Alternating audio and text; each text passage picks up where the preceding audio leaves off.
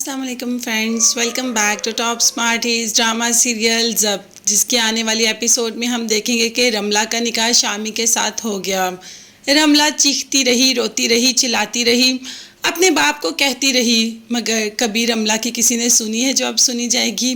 رملہ کی تو کسی نے بھی نہیں سنی۔ ہاں، رملہ کے نام فیکٹری ضرور ہو گئی، مگر وہ شامی جیسے انسان کے ساتھ اپنی زندگی نہیں گزارنا چاہتی۔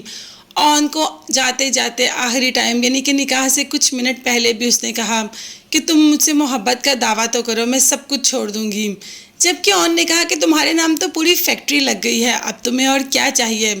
رملہ نے کہا کہ تم حکم تو کرو، میں فیکٹری اپنے پاؤں کے نیچے تمہارے سامنے رون دوں، بس تم ایک بار میرا ہاتھ تھامنے کے لیے آگے تو بڑھو۔ مگر اون ایسا کچھ بھی نہیں کرے گا، کیونکہ وہ رملہ سے محبت ہی نہیں کرتا۔ خیر، وہ رملہ کو چھوڑ کر وہاں سے چلا جاتا ہے اور نہ چاہتے ہوئے بھی رملہ کو نکاح شامی کے ساتھ کرنا پڑتا ہے۔ اون تو بھئی کسی اور کو پسند کرتا ہے، اس کے دل میں کوئی اور ہے، اور جب دل میں کوئی اور ہو تو دوسرے کو دل میں جگہ دینا بے حد مشکل ہو جاتا ہے۔ بی جان کو جیسے ہی پتہ چلا کہ بیٹے نے اپنی ایک فیکٹری رملہ کے نام لکھ دی ہے، حق مہر کے طور پر، تو بی جان نے کہہ دیا کہ یہاں پر انہوں نے بہت زیادہ غلط کیا۔ عارفہ نے اپنے تابوت میں آخری کیل اپنے ہاتھوں سے ہی ٹھوک دیا۔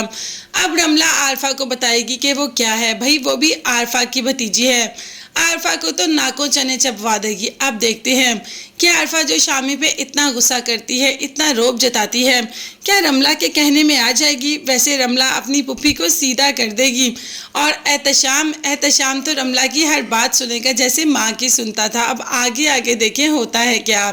بی جان نے کہا تو بالکل ٹھیک ہے، اور اس بات سے اون بھی متفق ہے کہ رملہ بالکل صحیح بیہیو کرے گی۔ ان کو آئلہ راس نہیں آئی۔ آئلہ جو اتنی اچھی تھی، سب سے اتنے اچھے طریقے سے بات کرتی تھی، اب جا کر احساس ہوگا ان کو کہ انہوں نے کیا کھویا اور کیا پایا۔ اب یہاں پہ تو رملہ سیدھا احتشام کے پاس آ جاتی ہے ڈیورس پیپرز لے کر، اور کہتی ہے کہ تم دبئی جانے سے پہلے ان پر سائن کرو۔ احتشام نے کہا کہ کیا؟ مگر اوپر سے ہی عارفہ آ جاتی ہے۔ وہ تو رملہ کی اس بیوقوفی پر بہت غصہ ہوتی ہے کہ تم نے ایسا سوچا بھی کیسے کہ تمہیں احتشام سے علیحدگی ہوگی؟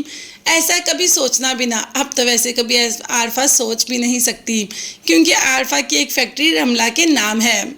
اون نے اپنا دل بڑا کیا، اپنے کافی ساری ہمت اکٹھی کی، اور آج وہ اپنی محبت کا اظہار آئلہ سے کرنے ہی لگا ہے۔ جیسے ہی آئلہ سے بات کرنے کی کوشش کرتا ہے تو آئلہ اٹھ کر جانے لگتی ہے، مگر اون اس کا ہاتھ پکڑ لیتا ہے۔ آئلہ کو تو بے حد غصہ کہتی ہے کہ تم نے میرا ہاتھ کیسے پکڑا؟ جبکہ اون کی آنکھوں سے کیا آئلہ کو پتہ نہیں چل رہا کہ اس نے اس کا ہاتھ کیوں پکڑا؟ یہ سب کچھ دیکھ کر بھی انجان بن رہی ہے۔